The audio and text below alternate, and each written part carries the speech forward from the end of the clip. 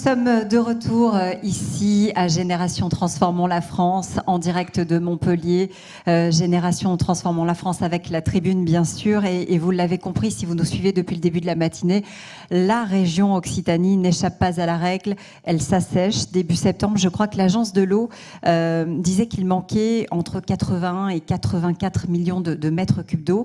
Alors, où en sommes-nous? Comment est-ce qu'on fait pour préserver cette fameuse ressource? Est-ce que le Rhône suffit aujourd'hui à abreuver, si j'ose dire, l'Occitanie? Quelles sont les innovations? Quelles sont les expérimentations qui peuvent venir sécuriser cette ressource? Et comment fait-on finalement pour prélever la juste part? Je vous propose d'en parler avec mes deux invités. Evelyne Kuruchari, directrice du développement de BRL Exploitation. Bonjour. Bonjour. Et merci d'être avec nous. Également avec nous, Guillaume Vercors-Mittel, ingénieur agronome chez BRL. Merci d'être avec nous. Bonjour. Bonjour. Vous gérez aujourd'hui, je crois, près de 9000 contrats. C'est quelque chose comme 5000 clients, des clients agricoles principalement. Cette ressource en eau, finalement, dont on a beaucoup parlé depuis le début de la matinée, c'est votre travail, c'est de faire en sorte qu'il y en ait suffisamment et qu'on prélève la bonne, la juste part, qu'on la partage pour ne pas finalement déshabiller les uns au profit des autres. Est-ce que vous avez le sentiment que les choses ont changé, Evelyne, depuis que vous faites ce métier? Vous êtes sur la partie amont. Oui, tout à fait. Donc mon rôle, ça va être d'amener de l'eau à la borne, donc aux agriculteurs essentiellement. Et on va dire qu'il y a 10 ans, par exemple, les agriculteurs nous signalaient des fuites parce que ça les gênait. Ça amenait de l'eau sur les chemins, il y avait de la boue, ça les gênait, ils nous signalaient les fuites. Maintenant, ils vont nous signaler les fuites en nous disant « Attention, vous gaspillez de l'eau, il faut intervenir vite ». Donc on a cette prise de conscience que c'est important de ne pas gaspiller l'eau et que nos réseaux soient de plus en plus efficients. C'est-à-dire que le maximum des volumes que l'on prélève dans le milieu naturel soit utilisé, donc soit distribué à l'usager et ne partent pas dans les fuites ou dans des usages qui ne seraient pas comptés. Guillaume, 1955, BRL, on a changé, on a beaucoup parlé tout à l'heure de paradigme. On a vraiment changé de paradigme depuis? Oui, bien sûr, ça a évolué, puisque moi, je suis plutôt sur la partie du coup aval. Donc là, après, ce qui se passe dans le champ, donc les techniques d'irrigation en elles-mêmes, elles ont évolué depuis les années 60. On ne se posait pas la question à l'époque. Je suppose qu'à l'époque, j'étais pas encore né, mais à l'époque, on ne se posait pas la question de quelle quantité on amenait, ou en tout cas, s'il y en avait un trop ou pas, et on n'avait pas le problème de la ressource. C'était pas du tout encore un questionnement qu'on se posait, mais du coup, c'est vrai que depuis les années 60, le matériel a évolué pour qu'aujourd'hui, on puisse apporter la juste dose aux cultures. Et au-delà d'apporter la juste dose, qu'elle soit aussi la plus efficiente possible. Donc là, il y a eu toute une modification des techniques d'irrigation qui permettent qu'aujourd'hui, chaque litre d'eau emmené aux plantes l'est de façon la plus efficace possible. Vous m'avez dit ce qui a changé aussi, c'est que finalement, on ne se voit pas comme des vendeurs d'eau. On est là pour accompagner les utilisateurs. Ça aussi, c'est quelque chose qui a changé dans les mentalités peut-être? Alors, dans les mentalités peut-être. Après, chez BRL, on a toujours eu cette idée d'accompagner les agriculteurs, ça depuis la naissance de l'activité, puisque on parle aujourd'hui de transformer la France, mais amener de l'eau sur un territoire qui n'en avait pas dans les années 60, ça a transformé l'agriculture. Pour ceux qui connaissent le plateau des Cossières au sud de Nîmes, avant c'était des vignes et des pâtures maigres pour les moutons. Aujourd'hui, on a des vergers verdoyants, florissants, qui permettent de produire des fruits de qualité pour le marché local, pour la France aussi, parce qu'on a le climat qui s'y prête. Donc c'est vrai qu'il y a toujours eu cette transformation.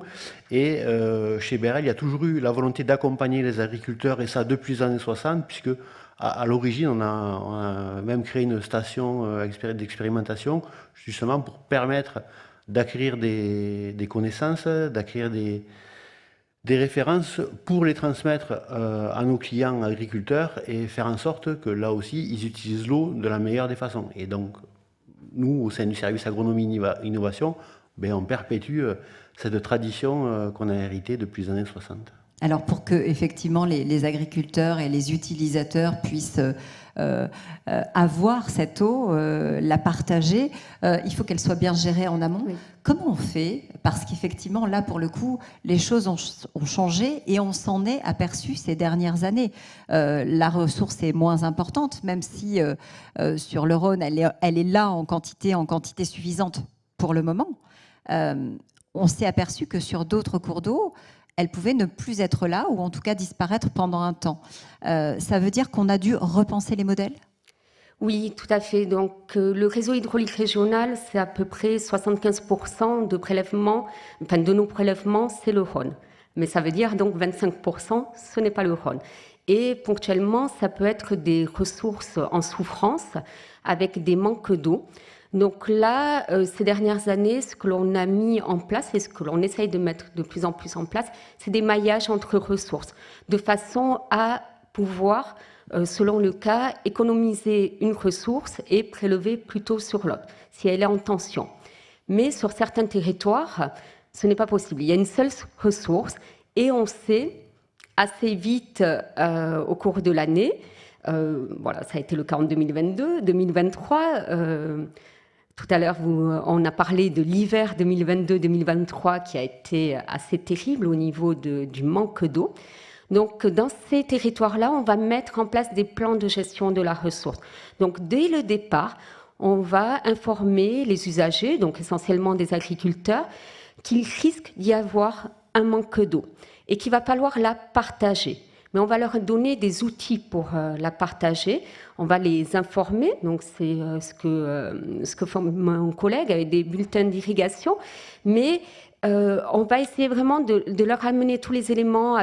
On a déployé sur certains secteurs un petit peu pilotes où on savait qu'il y avait un manque de ressources, des compteurs télérelevés pour qu'ils aient fréquemment, pour ne pas dire tous les jours, le volume exact qui a été consommé sur sa borne. Ça va leur permettre, si en début d'année, par exemple, on leur a octroyé un quota d'eau, ils ont, je vais prendre un exemple, 1000 mètres cubes à utiliser dans l'année. Au fur et à mesure, ils savent combien d'eau ils ont consommé. Charge à eux de bien l'utiliser, mais nous, on va leur apporter ces outils-là.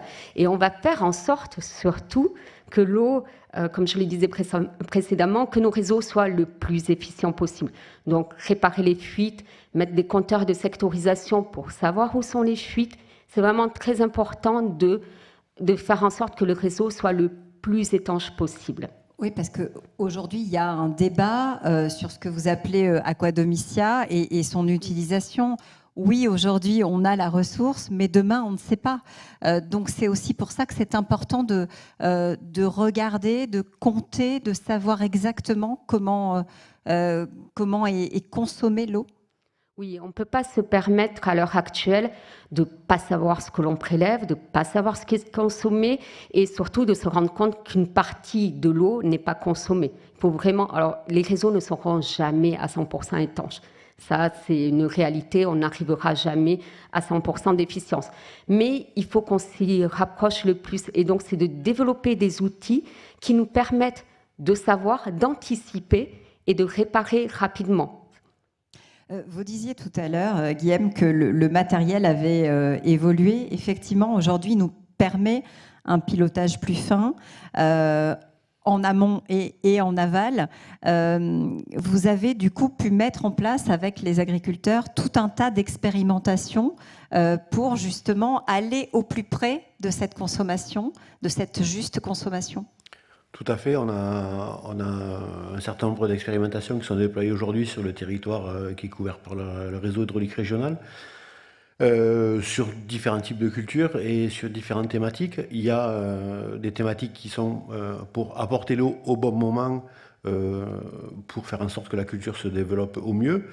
Et puis, c'est vrai que maintenant, vu les enjeux sur la ressource en eau, et peut-être demain sur la réduction des utilisations, on travaille aussi sur justement apporter moins d'eau, et à savoir apporter moins d'eau soit de façon générale ou apporter moins d'eau à un moment voulu où la récolte serait, où la culture serait moins sensible, Parce qu'il faut avoir en tête que derrière, oui, on distribue de l'eau, on essaye de distribuer de la façon la plus efficiente, on conseille les agriculteurs pour qu'ils l'utilisent au mieux, mais pour qu'on continue toute cette belle activité, il faut que derrière on ait des clients agriculteurs qui puissent encore vivre de leur production. Donc, si demain il fallait réduire de 50% la consommation d'eau pour la production d'abricots ou de pêche, par exemple, il faudrait que derrière ce soit encore viable pour les agriculteurs. Donc, nous, on essaye de travailler là-dessus avec eux pour faire en sorte que voilà, chaque goutte d'eau soit apportée au bon moment pour que la production se porte au mieux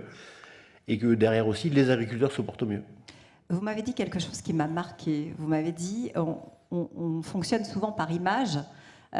Si on regarde ce qui s'est passé à Béziers en 2023, on n'a pas conscience, mais on connaissait finalement la même situation que le Sahel. Oui, c'est ça. Comme vous dites, on ne s'en rend pas compte. Et bon, quand j'ai regardé un petit peu la pluviométrie de 2023, voilà, on est sur des précipitations, des niveaux de précipitation qui sont du type du Sahel, sur une partie du littoral là, qui part de Perpignan jusqu'à Béziers.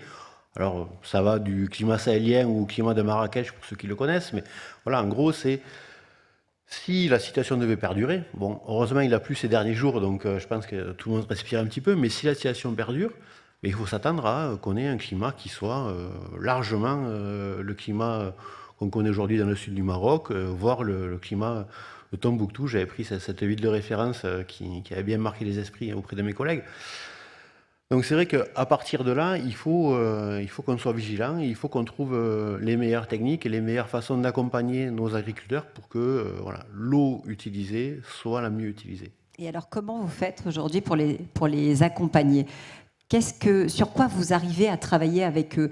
Vous me dites, on va voir les viticulteurs, on va voir les arboriculteurs, et finalement, on fait du sur-mesure avec chacun d'entre eux ? Alors, on ne peut pas se permettre de faire du sur-mesure avec chacun d'entre eux. Donc, on a plusieurs façons de les accompagner. On a des outils qu'on déploie à large échelle, qui sont des conseils à l'irrigation qu'on délivre toutes les semaines lors de la période d'irrigation, qui va donner la dose optimale à apporter aux cultures toutes les semaines. Et à côté de ça, on déploie aussi des outils de la décision qui, là, eux, sont individualisés, notamment en viticulture, qui vont permettre aux agriculteurs de savoir notamment quand démarrer la première irrigation, puisque la date de démarrage en irrigation en viticulture, on voit que ça a une importance grande sur la quantité d'eau qu'on va mettre au final sur la culture. Donc ça, c'est un outil important. Puis, on travaille aussi sur des capteurs qui nous permettent de voir la réaction de la plante directement à l'irrigation. Et à partir de là, on voit si la dose qu'on a apportée est suffisante ou pas. On augmente, on diminue. Et puis, il y a, comme sur le réseau principal, à l'échelle des parcelles aussi, on fait en sorte que les agriculteurs puissent savoir les quantités d'eau qu'ils ont consommées, puisque, bon, voilà, la première chose qu'il faut pour bien conduire son irrigation, c'est la connaissance de la quantité qu'on apporte. Et ça, c'est très important. Vous avez aussi, Evelyne, travaillé, je crois, sur les économies d'énergie. C'est complémentaire. Hein. En hiver, il n'y a pas beaucoup de comptes qui fonctionnent. Donc, vous essayez de piloter différemment les choses ? Oui, tout à fait. Donc, on fait beaucoup de choses sur les économies d'énergie, comme beaucoup de monde. Donc, on va, bien sûr, mettre des variateurs de vitesse, des choses comme ça, mais surtout, on va un petit peu changer notre façon de fonctionner. Pour caricaturer, il y a 20 ans, 25 ans, les stations fonctionnaient de la même façon l'été et l'hiver. Bon, certes, l'hiver, il y avait moins de pompes qui fonctionnaient, mais avec toujours la même pression délivrée sur le réseau. Sauf qu'en hiver, on a moins besoin d'eau. Donc, on va diminuer la pression hors saison, et ce qui va non seulement nous permettre de faire des économies d'énergie, mais aussi moins solliciter le réseau, moins de pression sur le réseau, moins de risque de casse, le réseau s'en portera mieux. Et on ne va pas mettre en place se dire, par exemple, au 1er avril, on modifie la pression. On va modifier la pression quand l'usager en a besoin. Donc, on va vraiment faire du sur-mesure. Tant qu'on peut rester, par exemple, sur des pressions basses sur le réseau, on va rester. Suivant les années, la saison d'irrigation, pour parler de l'usage agricole, ne commence pas à la même période. En 2023-2024, c'était complètement différent. En 2024, sur certains secteurs, on a eu un printemps un peu plus pluvieux. Ça a permis de faire des économies d'eau et d'énergie. On a appris de ce qui s'est passé en 2023. Vous m'avez dit, et l'un et l'autre, que finalement, il y a eu un avant et un après. Oui. On a changé les pratiques et on a pu passer finalement à l'échelle des territoires, appliquer de nouveaux modèles. Oui, tout ce qui est plan de gestion, donc le concept même de partage de l'eau. Alors certains le faisaient déjà, mais là, c'est devenu quelque chose qui est vraiment ancré chez les agriculteurs. Ils savent qu'ils devront partager l'eau et mieux l'utiliser. C'est vraiment, on participe au comité de gestion de la ressource en eau, qui sont des comités qui se font au niveau départemental. Et il y a 10 ans, on faisait peut-être un comité par an, par été, et pas chaque année. Maintenant, comme vous le disiez à la table ronde précédente, c'est toutes les semaines, tous les 15 jours. Donc on va vraiment se concerter pour utiliser au mieux la ressource. Et aujourd'hui, ce sont même les agriculteurs qui vous appellent parfois en vous disant « Attention, là, il y a un problème », ils vous le signalent, ce qu'ils ne faisaient pas forcément avant. Oui, comme le disait Evelyne tout à l'heure, il nous signale plus rapidement les fuites et compagnie, mais même au niveau d'un territoire là, qu'on suit plus particulièrement, parce qu'on est sur une ressource finie, donc on sait quel volume on a à leur délivrer. On a vu qu'il y avait voilà, une montée en puissance de la collaboration entre les agriculteurs du territoire qui nous ont fait part voilà, de leur volonté de partager cette eau.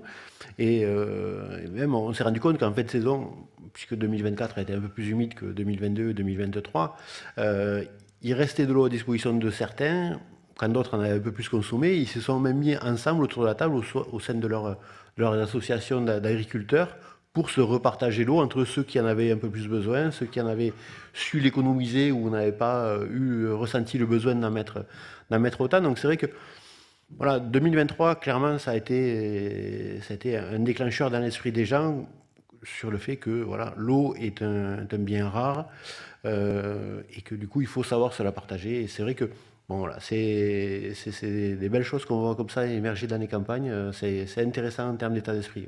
Et on s'aperçoit aussi qu'on a de la donnée comme ça qui remonte. C'est ça qui va vous aider à un meilleur pilotage, finalement, vous, en amont?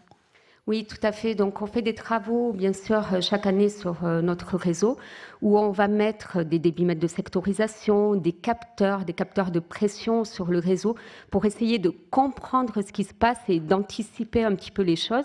Voilà, pour essayer de comprendre qu'est-ce qui a provoqué la fuite, pour bien sûr objectiver nos travaux de renouvellement, intervenir en priorité sur les zones qui paraîtraient les plus fragiles, donc les plus susceptibles d'avoir des fuites sur le réseau. Vraiment essayer d'avoir énormément de données pour piloter notre réseau. Ce qui marchait avant avec des grandes cultures, aujourd'hui, vous arrivez à le dupliquer finalement sur des plus petites cultures et aider à la prise de décision, à l'irrigation sur des plus petites parcelles. C'est vraiment ça finalement qu'on va arriver à faire demain. On parlait de transformer la France, mais on va pouvoir aussi aider à la transformation de filières entières, de l'agriculture, par ce pilotage extrêmement fin.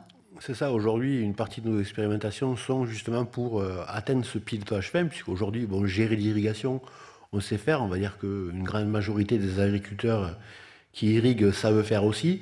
Mais là, on va aller chercher les derniers litres, on va dire, pour avoir la meilleure efficience possible de l'eau apportée à la parcelle. Et comme pour la gestion d'un réseau à grande ampleur comme le RHR, à l'échelle de la parcelle ou à l'échelle d'une exploitation agricole, si la donnée elle est importante. Donc aujourd'hui, vous m'avez dit, on n'est pas encore à la parcelle, mais on s'en approche. On s'en approche parce que après ça a un coût aussi. Quand nous on peut déployer des outils sur un réseau régional, c'est plus facile à amortir que un agriculteur qui doit équiper toutes ses parcelles de nombreux capteurs pour lui permettre de prendre la bonne décision. Donc on travaille aussi sur l'interpolation de ces données et faire en sorte que, en limitant les équipements sur quelques parcelles bien représentatives, ça permet de gérer l'entièreté d'une exploitation agricole. Mais voilà, la donnée, c'est vraiment le cœur aujourd'hui de de l'activité pour avoir un pilotage le plus efficace possible de son En irrigation. croisant les images satellites, les données climatiques, tout un tas d'outils que vous avez aujourd'hui à votre disposition qu'on n'avait pas il y a encore quelques années. C'est ça, aujourd'hui, voilà, l'IA permet plus de choses que ce qu'elle ne permettait avant, par le traitement des photos satellites, des images satellites qui aujourd'hui nous apportent beaucoup d'informations et on a la chance avec l'Union européenne d'avoir des satellites qui nous donnent de l'information gratuitement aussi, c'est important aussi. Derrière, des instituts de recherche qui vont aller mettre en place les algorithmes nécessaires pour travailler ces images. Et donc, on arrive à faire de la gestion très fine à la parcelle et aussi la gestion à l'échelle d'un territoire, ce qui est important aussi pour une société comme BRL. Et pour partager cette fameuse ressource dont nous avons tous besoin. On a entendu parler de collectif, mais on le comprend mieux évidemment en vous entendant parler de ce qui est en train de se mettre en place dans l'agriculture, mais aussi pour le reste des filières. Merci beaucoup à tous les deux d'avoir été avec nous en direct de Génération Transformons la France à Montpellier.